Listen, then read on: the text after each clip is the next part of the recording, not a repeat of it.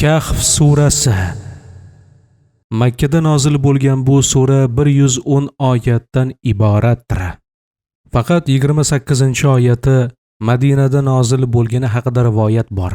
Kahf g'or degan ma'noni anglatadi. Suraning nomi sura ichida kelgan g'or egalari ma'nosidagi Ashobul Kahf so'zidan olingan. Surada g'or egalari qissasi, Musa alayhissalom va Hazrati Hizr payg'ambarlar oralarida bo'lib o'tgan voqealar, shuningdek Iskandar Zulqarnayn haqidagi qissa bayon qilinadi. Dunyoning foniyligi va oxiratning boqiyligi ibratli misollar bilan tushuntiriladi. Mehribon va rahimli Alloh nomi bilan. Sano va shukrlar Allohga bo'lsinki, o'z bandasi Muhammadga ulug' ne'mat bo'lmish Qur'onni nozil qildi. U Qur'onning oyatlarini bir-biriga nomuvofiq, ixtilofli qilib yaratmadi. U Qur'on hukmlarini bandalarning saodati uchun haq nozil qildi. Toki kofirlarga Xudo tarafidan keladigan qattiq azobdan xabar berib qo'rqitsin va yaxshi amal qiluvchi mu'minlarga jannatdan bashorat bersin. Unday mu'minlar jannatda hamisha rohat farog'atda yashaydilar. Va yana Qur'on Xudoning sha'niga tuhmat qilib, bolasi bor deydigan bandalarni Xudoning azobidan ogohlantiradi. Zero ular va ularning ota-bobolari ham bu haqida ilmsizlik va jaholat bilan hukm qiladilar. Agar ular jaholat bilan ota-bobolarga ergashsalar, ota-bobolari ham johil edilar. Og'izlardan chiqadigan so'z Alloh taolo nazdida ulug' gunohdir. Ularning so'zlari bo'xton va yolg'ondan boshqa narsa emas. Quraysh kofirlari Qur'onni inkor qilib, sening nubuvvating, ya'ni payg'ambarligingni tasdiq qilmaganlar uchun sen ularning orqasidan g'amgin bo'lib, magar o'zingni halok qilguvchimisan? Bu to'g'rida g'amgin bo'lma. Xoh qabul qilsinlar, xoh qilmasinlar. Sening vazifang Xudoning hukmini bandalarga yetkazma xolos. Biz yer yuzini insonni xalq qilish bilan ziynatladik. Insonni yer yuziga molik qildik, toki sinab ko'raylikki, qaysi birlari yaxshi amal qiladilar. Albatta, biz oxiri yer yuzidagi jami ashyolarni yo'q qilib, yer yuzini qup-quruq qilib, dashtu biyobonga aylantiramiz. Ey Muhammad, ashabi Kahf, ya'ni g'or egalarining va ashabi raqmning ahvollarini bizning ajib oyatlarimizdan deb gumon qilgandirsan. Ashabi Kahf Daqiyonus nomli zolim shoh kofirdan qochib g'orga yashiringan navjuvonlar, ya'ni yosh yigitlar edilar.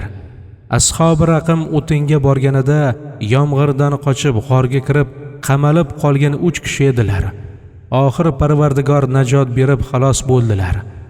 Ya'ni ularning ahvollari yer va osmondagi qudratlarimizga qaraganda hech ajib emas. Fikr qil ey Muhammad, qachonki bu navjuvonlar g'orga qochib kirib emin bo'lganlarida Parvardigorga duo qildilar. Ey Parvardigor, bizga o'z tarafingdan mehribonlik ato et va bizlarning har bir ishimizni o'zing rost keltir.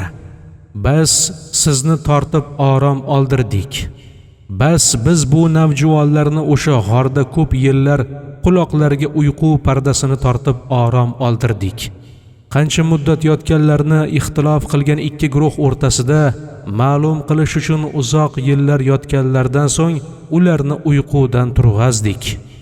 Ey Muhammad alayhissalom, biz senga ularning, ya'ni g'or egalarining xabarlarini rostlik bilan bayon qilurmiz va haqiqatni ayturmiz.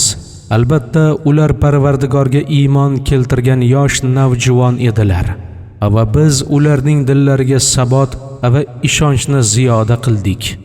Va yana ularning dillarini iymon bilan mustahkamladik va quvvat berdik. Vaqtiki podshohlari butparastlikka da'vat qilganida ular javob berib aytdilarki, bizning Parvardigorimiz yer va osmonlarni yaratgan zotdir. Biz ana shu Parvardigorga iymon keltirganmiz. Biz yagona Xudodan boshqaga ibodat qilmaymiz va ishonmaymiz. Agar Xudodan boshqa narsaga ishonsak va ibodat qilsak, behuda va botil ishlarni qilgan va aytgan bo'lamiz. Bizning qavmimizdan ana u guruhlar esa kofirlarning zulmidan qo'rqib, bir Xudodan boshqa xudolarni, ya'ni butlarni ixtiyor qildilar. Bu kofirlar bizning qavmimizni zo'rlik bilan o'z dinlariga kirgizdilar. Nima uchun dinlarining haqligiga hujjat keltirmaydilar? Ya'ni xalqni qatl bilan qo'rqitib, butparast qiladilar. Bundan boshqa biror hujjat va burxonlari yo'qdir. Bas Xudoga yolg'ondan shirik isbot qiluvchilardan zolimroq odam bormi? U g'or egalarining oralaridan kattarog'i ularga aytdiki: sizlar kofirlardan va ularning ibodat qilib turgan butlardan alohida bo'ldilaring. Bas g'orga kirib panoh topib orom olinglar. Alloh taolo sizlarga o'z rahmatini keng qiladi. Sizlarning ishlaringizda o'zi osonliklar muhayyo qiladi. Ey nazar qiluvchi, sen oftobning tulu qilgan, ya'ni chiqqan paytida ularning g'oridan o'ng tarafga mayil qilib o'tganini, kun botishidan ularning chap tarafidan tajovuz qilib o'tganini ko'rasan. Ya'ni quyosh chiqishida ham, botishida ham ularning uyqu oromini buzmasdi. Ular esa g'orning keng va bahavo joyida yotibdilar. Ularning bunday holatlari Xudoning qudratiga dalolat qiluvchi oyatlardandir. Xudo taolo kimni hidoyat qilsa, bas u hidoyat topibdi. Va kimni gumroh qilsa, bas unga hidoyat qiluvchi biror yordamchi topmaysan. Ey ularning holiga nazar qiluvchi, ularni ko'rganingda uyg'oq deb gumon qilasan, chunki ko'zlari ochiqdir. Biz ularni o'ng tomonga va chap tomonga aylantirib tururmiz. Ularning iti qo'llarini uzatgan holda g'orning og'zida yotibdi. Ey nazar qiluvchi, ularni shu holda ko'rganingda qo'rquvga to'lib orqangni o'girib qocharding. Bas biz bu yigitlarni qanday uxlatgan bo'lsak, shunday bir-birlaridan savol qilib ahvollarini bilishlari va bizning kamoli qudratimizga ishonchlari ziyoda bo'lishi uchun bedor qilib uyg'otdik. Hech bir a'zolariga nuqson yetmagan edi. Ulardan birlari savol qilib aytdiki: ey birodarlar, g'orda qancha muddat yotdik? Ba'zilari javob berdilarki: yotganimizdan so'ng bir kecha va kunduz yoki yarim kun o'tdi. Chunki ular oftob chiqmasdan turib, bomdod vaqtida g'orga kirgan edilar. Choshgoh vaqtida uyg'ondilar. Shuning uchun kunning ba'zi bo'lagida, ya'ni bir qismida yotdik deb o'yladilar. So'ngra ba'zi alomatlarni ko'rib, ittifoq qilib aytdilarki: qancha muddat yotganlaringizni yolg'iz Parvardigorimizning o'zi biladi. Chunki qarasalar tirnoqlari va sochlari o'sib ketganda. Bu tangalar bilan biringizni shaharga yuboringlar. Bas yaxshi nazar qilib kimning taomi pokiza bo'lsa, rizq olib kelsin. Ammo muomala qilishda muloyim ehtiyot bo'lsin. Sizlarning ahvolingizdan birortani xabardor qilib qo'ymasin. Chunki bu kofirlar sizlarning ahvollaringizdan xabar topsalar, sizlarni toshbo'ron qiladilar yoki o'z dillariga qaytaradilar. U holda hargiz najot topa olmaysizlar. Bas bu shaxs bozorga bordi, taomga xaridor bo'lib, tangalarni berdi. Taom egasi bu tangalarga qarab, tangalarda Daqyonus podshohning naqshini ko'rdi. Bu odamni mahkam ushlab, xazinaning qolganini ham topib ber dedi. Bu odam hayron bo'lib aytibdiki: men xazina topganim yo'q. Kecha uyimdan olib keldim. Xulosai kalom, bu birodarlarning holi hammaga ma'lum bo'ldi. Bu odamning orqasidan olomon g'orga qarab ravona bo'ldi. Bir rivoyatda aytibdilarki, birodarlar bu ahvolni mushohada etishganidan so'ng Parvardigorga duo qilib tilabdilarki: ey Parvardigoro, bu xalqqa bizning sirlarimizni oshkor etma. Parvardigor duolarini mustajob qilib, ularning ko'zlaridan g'orni pinhon qildi. G'orni topolmadilar. Parvardigor yana ularga uyquni g'olib qildi. Ikkinchi bir rivoyatda yigitni podshoh oldiga olib boradilar. Podshoh ahli solihlardan edi. G'orga borib ibodat qilayotgan yigitlar bilan uchrashib, ularning sarguzashtlari ibrat ekanini mushohada qiladi. Shularni uyqudan bedor qilganga o'xshash hashr va nashr, ya'ni qayta tirilish va to'planish to'g'risida Alloh taoloning bergan va'dasi haq ekanini bilish uchun bir qavmni ashabi kahf hollaridan ogoh qildik. O'lmoq, tirilmoq ana o'shalarning ahvoliga o'xshashdir. Qiyomatning voqe bo'lishida hech shak shubha yo'qdir. Bas Haq taolo ularni ashabi kahfning ahvollaridan ogohlantirdi. Chunki bular o'rtalarida hashr va nashr to'g'risida janjal qilar edilar. Ba'zilari ruh qayta tiriladi desalar, ayrimlari jasad ruh bilan qayta tiriladi der edilar. Bas ashabi kahfning holidan ma'lum bo'ldiki, ruh jasad bilan birga qayta tirilar ekan. Bir firqalari aytdilarki, ularning ustilariga bino qilib devor bilan berkitib tashlanglar. Parvardigor ularning ahvolini boshqalardan ko'ra yaxshiroq bilguvchidir. Jasadning ham qayta tirilishiga iqror bo'lgan jamoalar ularning ahvollarini yaxshiroq anglar edilar. Ularning ustiga hokim bo'lgan kishilar, biz ularning qabri tepalariga masjid bino qilamiz. Bu masjidda odamlar ibodat qiladilar dedilar. Yaqinda yahudlar aytadilarki, ashabi kahf 3 kishidan iborat bo'lib, 4-si ularning iti edi. Nasorolar aytadilarki, ashabi kahf 5 kishi edi, 6-si itlari edi. Ularning hammalari hujjatsiz, dalilsiz g'aybdan so'zlaydilar. Musulmonlar aytadilarki, ashabi kahf 7 kishi bo'lib, 8-si itlari edi. Sen ularga aytgilki, ularning adadini, ya'ni sanog'ini Parvardigorim yaxshi biladi, boshqa hech kim bilmaydi. Magar Xudo bildirgan ozgina odamlargina biladilar. Ey Muhammad alayhissalom, ular haqida ahli kitob bilan mujodala qilma, tortishma. Magar ochiq so'zlar, aniq dalil, ya'ni vahiy bo'lgan xabarlar bilan munozara et. Va ashabi kahf to'g'risida ahli kitoblarning birontasidan savol so'rama.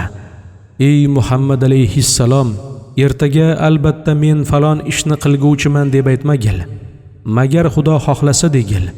Va yana biror narsani faromush qilsang, Parvardigorni zikr qilgil va yana aytgil. Parvardigorimdan meni ashabi kahf to'g'risidagi xabardan ham yaqinroq savob yo'liga hidoyat qiladi deb umid qilaman. Ashabi kahf o'z g'orlarida qamariy yil hisobi bilan 309 yil yotdilar va shamsiy yil hisobi bilan 300 yil yotdilar. Ahli kitoblarga aytgilki, qancha yotganlarini Alloh taolo biladi. Chunki osmondagi g'oyib ahvollar va yerdagi ahvollarning ilmi Alloh taologa xosdir. Alloh taolo har bir narsani ziyoda ko'rguvchi va ziyoda eshitguvchidir. Osmon va yer ahliga Parvardigordan boshqa hech yordamchi va madadkor yo'qdir. Alloh taolo o'zining hukmida yakka va tanhodir. Hech kimni sherik qilmaydi. Ey Muhammad alayhissalom, Qur'onda har nimaiki senga vahiy qilingan bo'lsa, ummatlaringga o'shani o'qi. Xudoning hukmini, uning kalimalarini hech kim tabdil qila olmaydi, ya'ni o'zgartira olmaydi. Xudodan boshqa biror panohgoh topa olmaysan. Ey Muhammad alayhissalom, kecha va kunduz Xudoga ibodat qiladigan va ham Xudoning rizosini istaydigan zotlarning suhbati bilan o'z nafsingni band qil. Ular bilan birga bo'l. Ulardan marhamat nazaringni ko'tarma, darih tutma. Sen ularni, ya'ni g'arib va miskinlarni uzoq qilib, dunyo ziynatiga mubtalo bo'lgan zotlarni, bular menga iymon keltirsinlar deb yaqinroq qilmoqni xohlaysan. Dillarini men o'z zikrimdan g'ofil qilgan zotlarga sen itoat qilmagil. Ular havoyi nafslariga tobedirlar. Ularning qilgan amallari behuda va og'ir hasrat va nadomatga sabab bo'ladi. Ey Muhammad alayhissalom, kofirlarga aytgilki, Qur'onning so'zi haqdir, Xudo tarafidan kelgandir. Bas kim xohlasa iymon keltirib, saodati uxroviy, ya'ni oxirat saodatiga yetishadi va kim xohlasa inkor qilib shaqovat abadiyga, ya'ni abadiy badbaxtlikka giriftor bo'ladi. Biz munkirlar uchun do'zaxni tayyor qilib qo'yganmiz. U do'zaxning alangasi hayma chodiriga o'xshash kofirlarni o'rab oladi. Agar tashnalikdan shikoyat qilsalar, eritilgan misga o'xshash suv beradilar. Uni og'zilariga yaqin olib kelganda yuzlarini kabob qilib kuydiradi. Bu ko'p yomon ichimlikdir. Do'zax yotadigan ko'p yomon joydir. Ammo biz mu'minlar va yaxshi amal qilganlarning savoblarini zoyi qilmaymiz. Biz ularga abadiy turadigan daraxtlarning tagidan anhorlar joriy bo'ladigan jannat ato qilamiz. Bu jannat ahli bilaklariga tilla halqalar bilan nozik matolardan tayyorlangan ko'k liboslar kiydirib ziynatlantiriladi. Taxtlarda takiya qilib o'tirib rohatlanadilar. Bu nozu ne'matlar jannat ahli uchun Xudoy taolo ato qilgan ajoyib marhamatdir. Orom oladigan joylari nihoyatda yaxshidir. Ey Muhammad alayhissalom, misol tariqasida ikki kishining qissasini bularga bayon qilib ber. Ularning biriga 2 bog' bergan edik. U bog'lar uzumzorlardan iborat bo'lib, atroflari xurmozorlar bilan o'ralgan edi. 2 bog' o'rtasida ziroat qiladigan yerlar ato etgandik. Bu 2 bog' mukammal ko'p meva hosil qilardi va meva qilishda biror kamchiligi yo'q edi. U bog'larning oralaridan anhorlar joriy qilib oqizib qo'ygandik. Bu odam bog'ining mevalari mo'l-ko'l bo'lganda, bu bog' egasi o'zining sherigi bilan so'zlashib o'tirib, sendan molim ham ko'p, yordamchilarim ham kuchliroq deb aytib faxrlanardi. Bu odam kibr qilib o'z nafsiga zulm qilgan holda bog'iga kirib aytdi: shu bog'uroq nozi ne'matlar qo'limdan ketmaydi deb o'ylayman va yana qiyomat ham qoyim bo'lmasa kerak deb o'ylayman.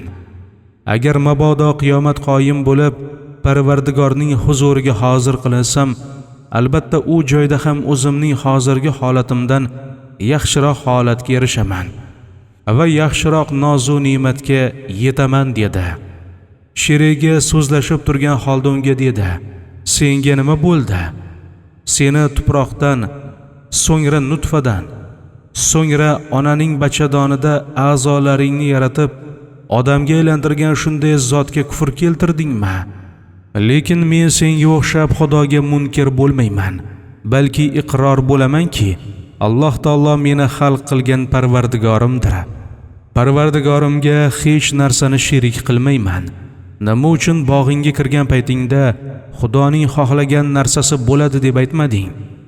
Bandada hech quvvat va qudrat yo'qdir, magar Xudoning yordami bilan bo'lur. Sen mening molim va farzandlarimni kam ko'rsang bas, men Parvardigorimdan umid qilamanki, Xudo menga sening bog'ingdan yaxshiroq bog'ni ato qiladi. Sening bog'ingga osmondan balo yuboradi, bas bog'ing giyohsiz biyobonga aylanadi.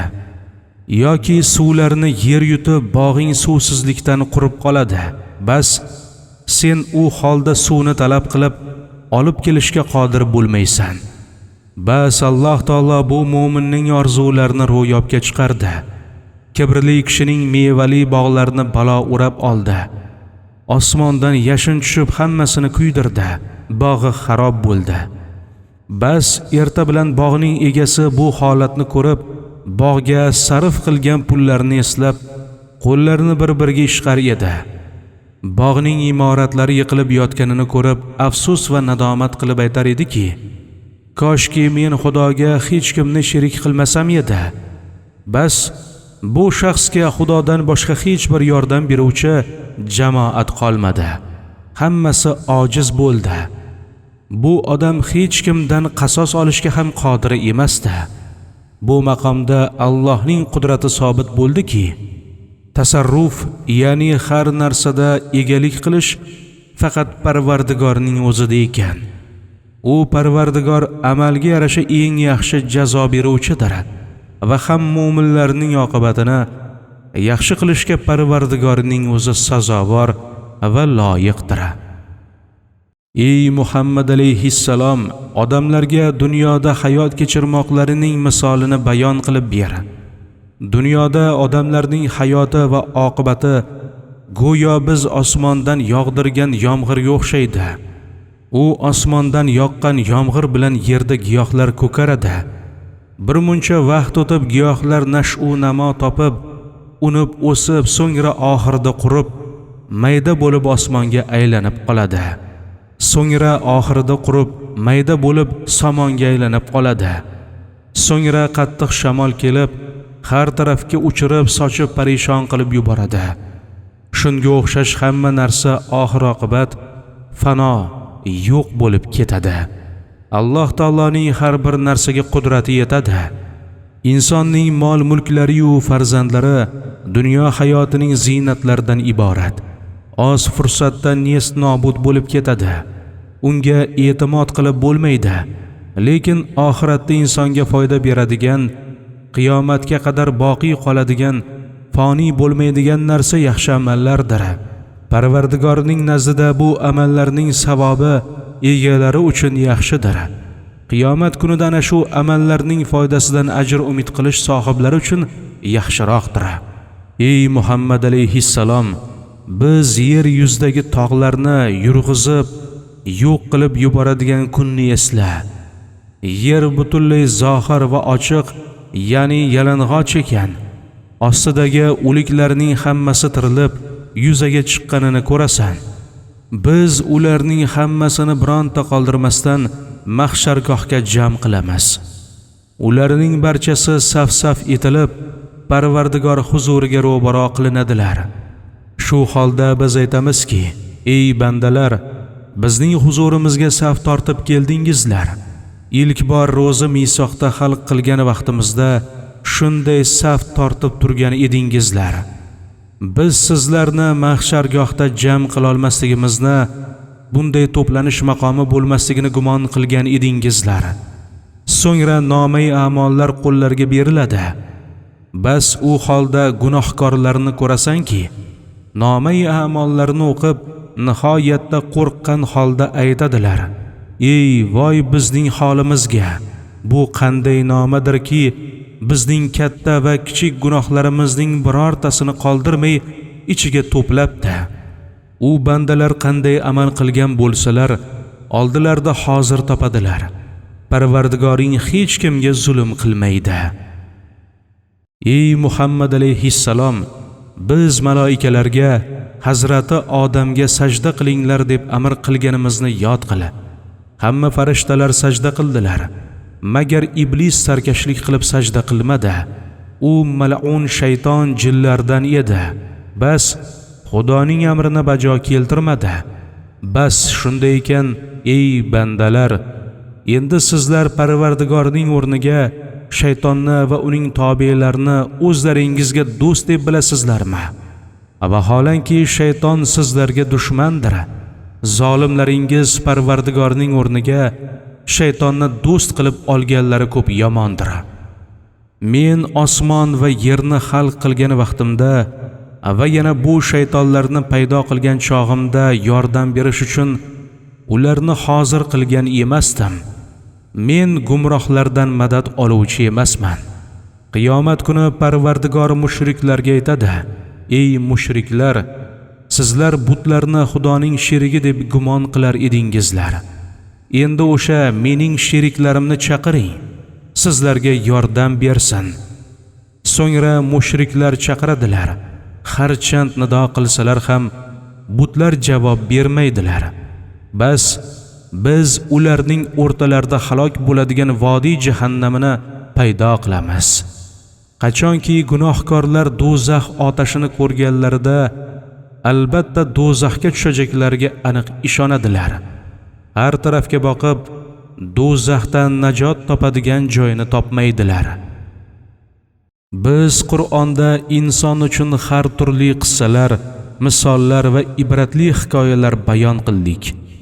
Lekin odamlar bu misollardan ibrat olmasdan ko'p inkor va janjal qiladilar. Makka ahlini iymon keltirishdan va gunohlariga tavba qilishdan hech narsa man qilgani yo'q. Magar ular ilgari adashgan ummatlarga joriy bo'lgan muomalaga muntazir bo'ldilar. Ya'ni o'tgan ummatlarga kelgan balo bizlarga ham kelsa yoki va'da qilgan azobing ro'baramizga yuzma-yuz kelsa, so'ngra iymon keltiramiz dedilar. Biz payg'ambarlarni bandalarga Xudoning rahmatidan bashorat berish va azobidan qo'rqitish uchun yuboramiz. Kofirlar botil dinlari bilan haqning muqobiliga haqni mag'lub qilish uchun mujodala qiladilar va oyatlarimizni va payg'ambarlarning mav'izalarini masxara qiladilar. Parvardigorning oyatlari bilan pand va nasihatlar qilinganida u pandlarni inkor qilib yuz o'girgan va o'zining kasb qilgan gunohlarini faromush qilib qo'ygan kishidan ham zolimroq odam bormi? Shuning uchun biz o'z irodamizga binoan ularning dillariga parda tortdik. Endi haq so'zni fahmlamaydilar. Quloqlarini kar qildik. Haq so'zni eshitmaydilar. Ey Muhammad alayhissalom, agar sen mushriklarni hidoyat yo'liga da'vat qilsang ham hargiz to'g'ri yo'lni topa olmaydilar. Gunohlarni kechirguvchi Parvardigoring ko'p mehribondir. Agar u zot ularning gunohlariga yarasha muohaza qilsa, ya'ni azob bilan tutsa, tezlik bilan azob qilgan bo'lar edi. Lekin ularga azob berishga muayyan bir vaqt muqarrar qilgandir. Bu azob kelganida undan qutulmoq uchun hech qanday panohgoh topmaydilar. Ana u ahli qaryalar, ya'ni qishloq shaharlarni ham qachonki zulm qildilar, hammalarini halok etdik va ularning halokatlariga muayyan vaqt belgilagan edik. Ey Muhammad alayhissalom, yod qil o'sha vaqtniki Musa alayhissalom o'zining xodimi yigitiga aytdi: Men to ikki daryo qo'shilgan joyga bormagunimcha yoki uzoq yillar kezmagunimcha maqsadimni talab qilib safar qilaveraman. Qachonki Yusha ikkovlari ikki daryo qo'shilgan yerga yetdilar, yo'l ozg'i qilib olgan baliqlarni eslaridan chiqarib qoldirib ketdilar. Ahvol shundan iborat edi.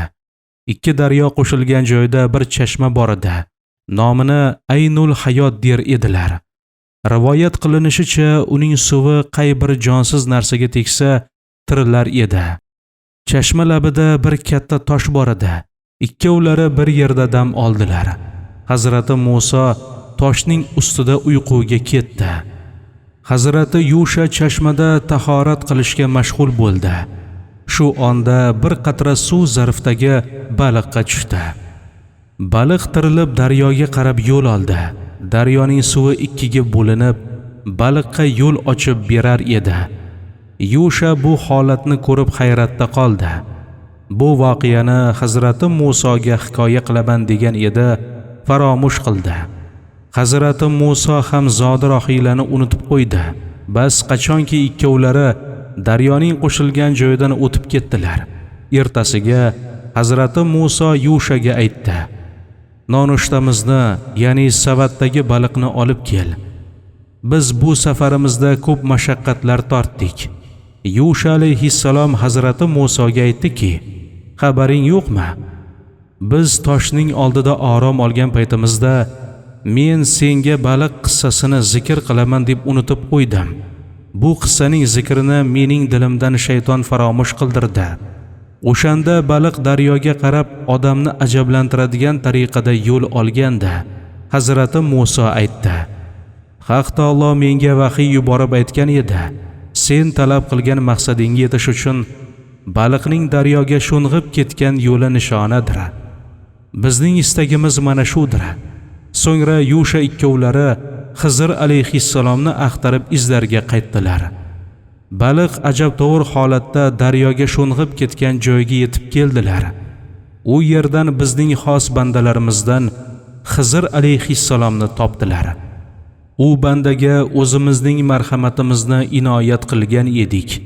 O'z tarafimizdan unga xos laduniy ilmni bergan edik. Bu safardan maqsad bir solih inson Xizr alayhissalom bilan uchrashish edi.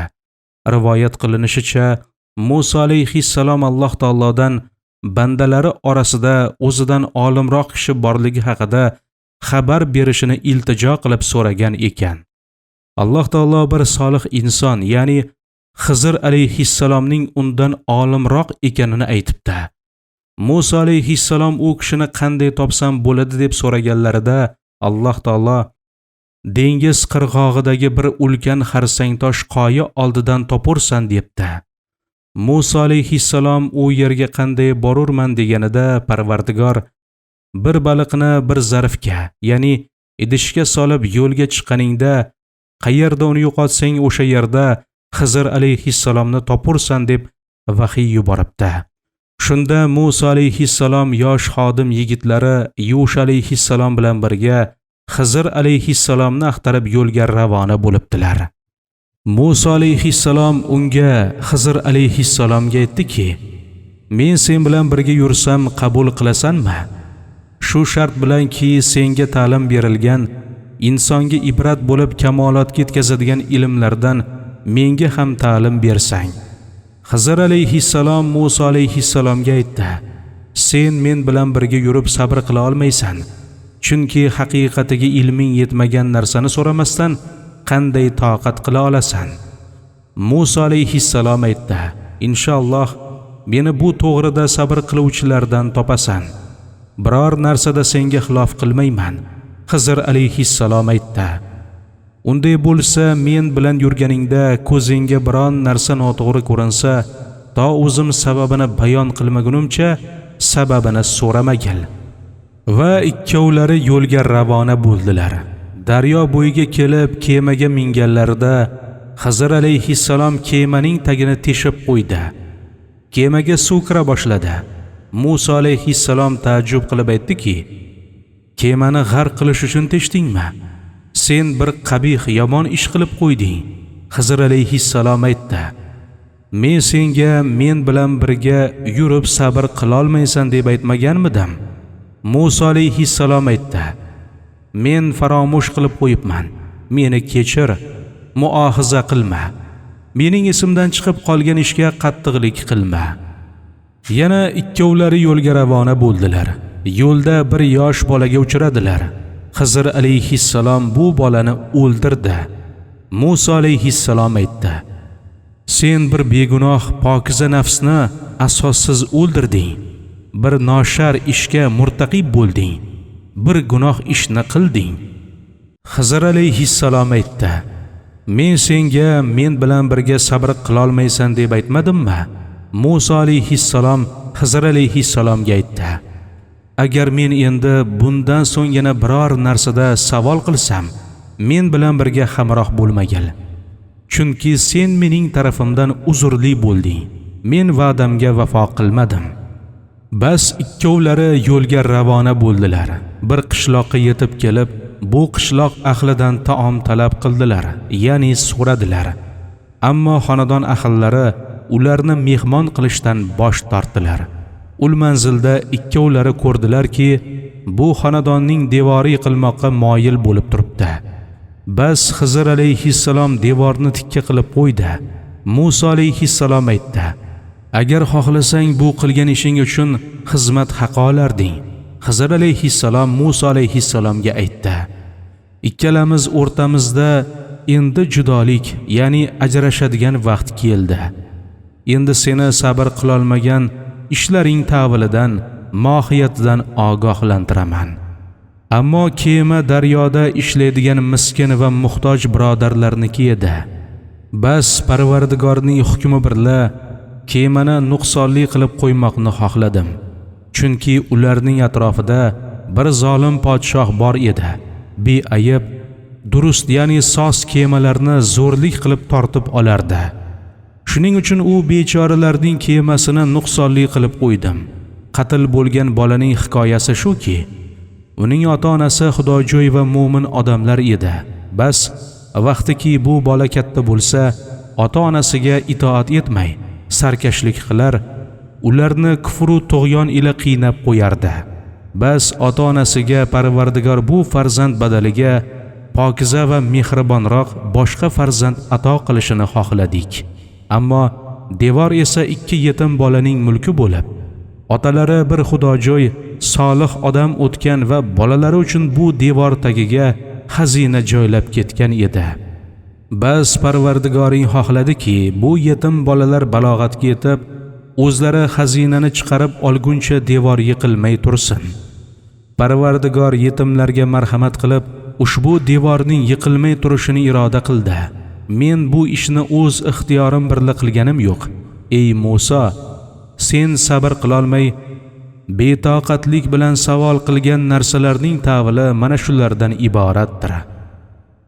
Ey Muhammad alayhissalom, sendan yahudiylarning talab va talqinlari bilan Quraysh jamoasi Iskandar Zulqarnayn haqida savol qiladilar. Mushriklarga aytgil: hozir men sizlarga Qur'ondan uning zikrini, ya'ni xabarini o'qib beraman. Parvardigor aytadiki, biz Iskandarga quvvat berdik. U yer yuziga podshoh bo'ldi va har bir narsaga muhtoj bo'lsa, biz unga yo'l ochib berdik. Bas Iskandar u yo'lga kirdi. Vaqtiki Iskandar oftob botadigan joyga yetdi, oftobni shundoq holda ko'rdiki, go'yo oftob bir balchiq aralashgan loyqa chashmaga botar ekan. U chashma atrofida bir jamoa qavmni uchratdi. Biz Iskandarga ilhom qildikki, bu qavmning ixtiyorini senga topshirdik. Xohlasang bu qavmga azob berasan, xohlasang ularga yaxshi muomala qilasan. Iskandar aytdi: men xalqqa zulm qilguvchilarga shu dunyoda azob beraman. O'lganidan so'ng esa Alloh taolo huzuriga boradi. Keyin qattiq azobni Parvardigorning o'zi beradi. Ammo Parvardigorga iymon keltirib, yaxshi amal qilguvchilarga bu dunyoda ham, u dunyoda ham yaxshi jazo, ajr mukofotlar beriladi. Yana Iskandar yo'lga ravona bo'ldi. Vaqtiki Iskandar yo'l yurib oftob to'luv qiladigan, ya'ni chiqadigan mavzega yetdi. Oftobni shundoq holda ko'rdiki, go'yo bir qavmning tepasidan to'luv qilar ekan. Oftobning haroratidan saqlanish uchun bu qavm ustida hech qanday parda yo libosi yo'q edi. Bu qavm kunduz kuni yer ostiga kirib, oftob issig'idan o'zlarini saqlar edilar. Iskandar qissasi shundan iborat edi. Biz Iskandarning tamom ahvolidan xabardormiz. So'ngra Iskandar yana yo'lga tushdi, to 2 tog'ning o'rtasiga yetdi. Ushbu tog' atrofida bir guruh qavmni topdi. Hech gapni fahmlamas edilar. Ularning so'zlarini Iskandar ham tushunmadi. Ular tarjimon orqali Iskandarga aytdilar: ey Zulqarnayn, bu tog'lar orqasida Yajuj-Majuj qavmi istiqomat qiladi. Har doim bizga hujum qilib, ziroatlarimizni fosid, joylarimizni xarob qilib ketadilar. Senga xarj qilmoq uchun hamma davlat va molimizni bersak, shu shart bilanki Yajuj va Majuj qavmi bilan bizning o'rtamizda bir mustahkam to'siq bino qilib bersang, toki biz ularning sharridan najot topsak. Iskandar aytdi: menga sizlarning nafaqalaringizning keragi yo'q, muhtoj emasman.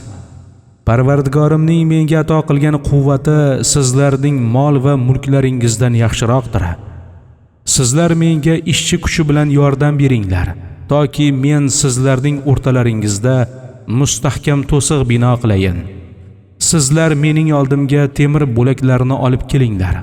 Bu guruh temirning maydalarini olib kelib, 2 tog' o'rtasida tog' bilan barobar qildilar. So'ngra Iskandar har tarafdan o't yoqib dam beringlar deb amr qildi. Vaqtiki temir bo'laklari o'tga aylandi, Iskandar aytdi: endi mening oldimga eritilgan mis olib kelinglar, toki temirlar ustidan quyib yuboramiz. So'ngra u guruh shunday qildi. Natijada temirdan 2 tog' o'rtasida to'siq paydo bo'ldi. Bas Yajuj va Majuj tog'ning tepasiga chiqishga ham va to'siqni teshib chiqmoqqa ham qodir bo'lmadilar. Iskandar aytdi: bu ish Parvardigorim tarafidan katta marhamat bo'ldi.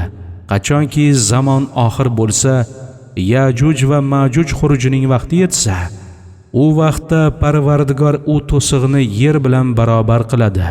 Parvardigorning va'dasi haq albatta bo'ladi. Qiyomat kuni bo'lib Isrofil sur tortganida tamom maxluqot kamoli dahshat va qo'rquvdan bir-birlari bilan aralashib ketadi.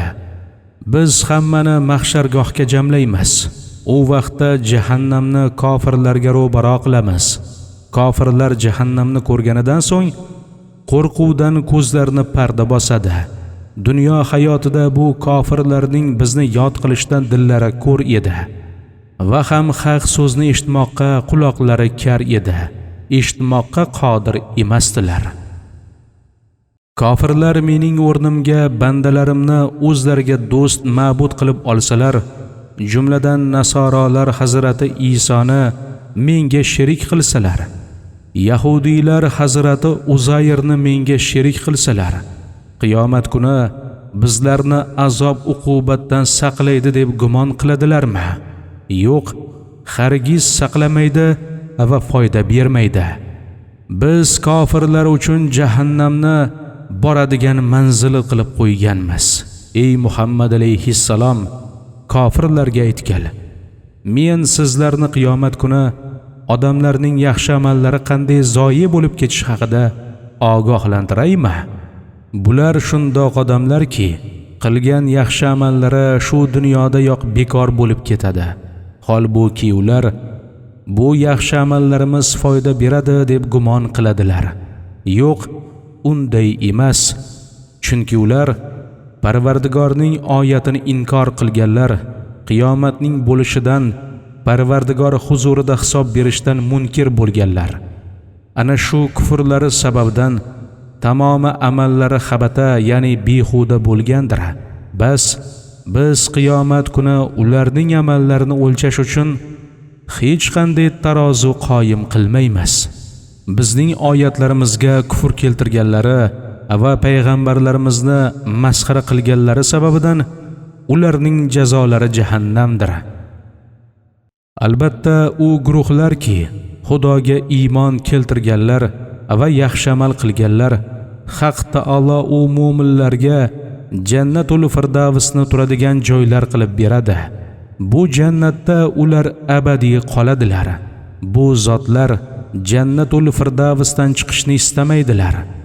Aytgil ey Muhammad alayhissalom, agar Parvardigorning so'zlarini yozish uchun dunyodagi daryo ummonlarning hammasi siyoh bo'lsa, agar u daryolarga o'xshash qo'shimcha yana daryolar yaratsak ham, Xudoning so'zlari tamom bo'lmasdan siyoh bo'lgan daryolar tamom bo'lib ketadi. Ey Muhammad alayhissalom, kofirlarga aytgil: men ham sizlarga o'xshash insondirman. Allohning iznisiz qo'limdan hech bir ish kelmaydi.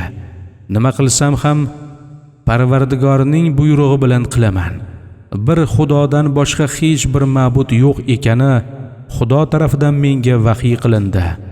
Har kim Xudoning marhamati va inoyatidan umidvor ekan, bas u odamga aytgil: bu dunyoda yaxshi amallar qilsin, Xudoga ibodat qilishda hech kimni unga sherik qilmasin.